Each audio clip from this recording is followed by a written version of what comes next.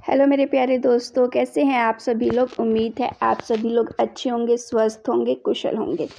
कहानी के लिए मेरे चैनल को सब्सक्राइब कीजिए, कहानी को लाइक और शेयर ज़रूर कीजिएगा और कहानी कैसी लगी प्लीज़ कमेंट बॉक्स में ज़रूर बताइएगा।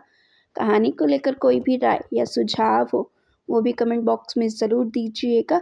तो शुरू करते हैं हम आज की अपनी कहानी। सावन में जैसे बारिश से मौसम सुहाना हो जाता है, बादलों से गिरती हुई बूंदें जब मिट्टी को स्पर्श करती हैं तो मिट्टी अपने अंदर के अवसादों को छोड़कर वातावरण में अपने अस्तित्व में आकर अपने सौंदर्य रूपी भीनी भीनी खुशबू फैलाकर अपने प्रेम को व्यक्त करती है। एक प्रेमी के द्वारा लिखा गया उसका पहला प्रेम पत्र बहुत खास होता है। वह उसके दिल के बहुत करीब होता है। मैं वह मिट्टी हूँ जिसको बारिश की बूंदों के समान तुमने अस्तित्व में लाकर खास बना दिया। नवीन अपने पहले प्यार के खामोश लफ्ज़ों का इजहार अपने प्रेम पत्र में यह सब लिखकर बता रहा था। नवीन का पहला प्यार कोमल, जो उसके साथ में कॉलेज में पढ़ती थी, खूबसूरत चेहरे और तहजीब के साथ में कोमल बहुत बुद्धिमान थी। पूरे कॉलेज में सिर्फ कोमल का ही नाम गूंजता रहता था। एक साधारण सी दिखने वाली लड़की जिसके सपने आसमान की उड़ान भरना चाहते थे। नवीन पुराने ख्यालों वाला लड़का था जो जीवन में आराम और व्यापार करना चाहता था। मगर नवीन कब कोमल को प्यार करने लगा, यह नवीन और कोमल दोनों को भी मालूम नहीं हो पाया था। कॉलेज में सभी लोगों को सिर्फ यही लगता था कि नवीन और कोमल साथ में पढ़ते हैं और बहुत अच्छे मित्र हैं।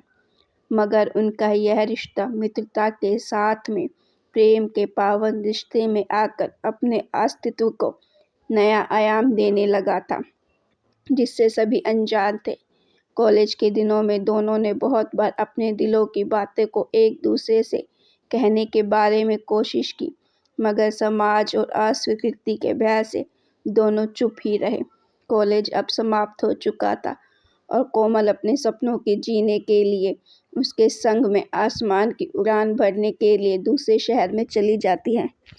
नवीन भी व्यवहार के लिए वापस अपने शहर की ओर चल देता है।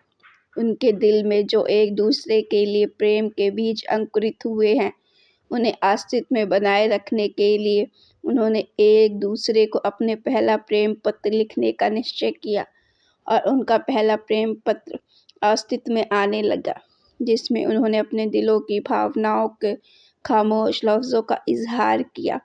समाज और अस्वीकृति के भय के साथ में यह खामोश लफ्ज़ अब संवाद के लिए तैयार होने लगते हैं। नवीन को उसके पिताजी व्यापार की सभी गतिविधियां समझाने लगते हैं, क्योंकि अभी नवीन ही इस व्यापार को आगे बढ़ाने वाला है और नवीन भी यह सब स्वीकार करता है। नवीन की मेहनत समय के साथ में अच्छे परिणाम लाने लगती थी। कोमल भी अपने सपनों को आनंद लेने में व्यस्त हो गई थी। उसकी सरकारी नौकरी ने उसके सभी सपने पूरे कर दिए थे। कुछ ही दिनों के बाद कोमल की पदोन्नति के साथ में स्थानांतरण भी हो जाता है।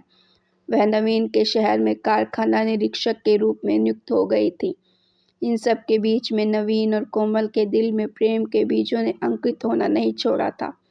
उनकी इन भावनाओं ने अपने खामोश लफ्ज़ों का इजहार करना शुरू कर दिया था। उनका पहला प्रेम पत्र बहुत खास था।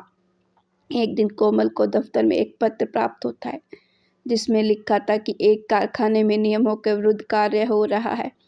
यह जानकर कोमल स्थानीय पुलिस के साथ में उस कारखाने पर शासकीय कार्रवाई करने पहुंच जाती है और कारखाने को बंद करके कारखाने के मालिक को दफ्तर आने के आदेश देकर वापस अपने दफ्तर आ जाती है। सरकारी निरीक्षण की जानकारी नवीन को प्राप्त होती है और साथ में सरकारी पत्र भी प्राप्त होते हैं, जिसमें कारखाने निरीक्षक के दफ्तर में पहुंचकर सरकारी कार्यों में सहायता करने का आदेश होता है। नवीन आदेश की गंभीरता को समझते हुए कारखाना निरीक्षक दफ्तर पहुंच जाता है। नवीन को कल सुबह मिलने के लिए आदेश दिया जाता है। घर पहुंचकर नवीन अपने कमरे की बालकनी में रखी हुई कुर्सी पर बैठकर अपने व्यापार के बारे में सोचने लगता है। कारखाना निरीक्षक का नाम जानने के लिए वह सरकारी पत्र को फिर से पढ़ने लगता है। तब उसे कोमल का नाम मिलता है। थोड़ी और जानकारी लेने पर उसे मालूम होता है यह कोमल उसका पहला प्रेम ही है। कोमल भी नवीन के बारे में जानकारी लेने लगती है। तब उसे मालूम होता है यह नवीन उसका पहला प्रेम है। दोनों का पहला प्रेम पत्र जिसमें उनके प्रेम के खामोश लफ्ज़ों का इजहार लिखा हुआ है, वह दोनों उसे पढ़ने लगते हैं। अगले दिन दस्तावेज़ों की जांच के बाद यह साफ हो जाता है कि किसी ने नवीन के कारखाने के बारे में गलत जानकारी देकर उसे परेशान करने की साजिश की थी। नवीन और कोमल दोनों राहत की सांस लेने लगते हैं। दोनों फिर से एक दूसरे को अपने दिल की बात बताने की कोशिश करते हैं, मगर वह फिर असफल हो जाते हैं। अगले दिन कोमल अपने कमरे में कुर्सी पर बैठकर अपना प्रेम पत्र पढ़ रही थी। तभी घर के दरवाजे की घंटी बजती है। कोमल दरवाज़ा खोलती है। उसे सामने नवीन दिखाई देता है। वह उसका स्वागत करती है और बरामदे में रखी कुर्सी पर बैठने को कहती है। नवीन के हाथ में एक लिफाफा होता है। वह उसे देते हुए कहता है, यह तुम्हारे लिए है कोमल। कोमल कहती है, जी यह लिफाफा कुछ खास है। नवीन कुछ बहाना बनाकर वहाँ से चला जाता है। कोमल लिफाफे को खोलकर उसमें लिखे पत्र को पढ़कर अपना पहला प्रेम पत्र लेकर नवीन के घर जाकर उसे देकर कहती है, हमारा पहला प्रेम पत्र हमारे दिल की भावनाओं के खामोश लफ्ज़ों का इजहार कर चुके हैं। अब हमें इन्हें स्वीकार करके विवाह के पवन रिश्ते का स्वीकार कर लेना चाहिए। नवीन और कोमल एक दूसरे को गले लगा लेते हैं।